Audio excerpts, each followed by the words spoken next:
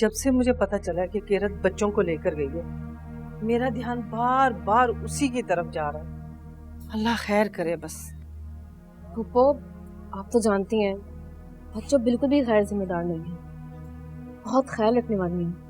बेटा ये तो हम सभी जानते हैं कि वो गैर जिम्मेदार नहीं है, फिर भी मैंने शुक्राने के नफल माने हैं। खैर खैरियत से आ जाए तो वो पढ़ूंगी। आमीन।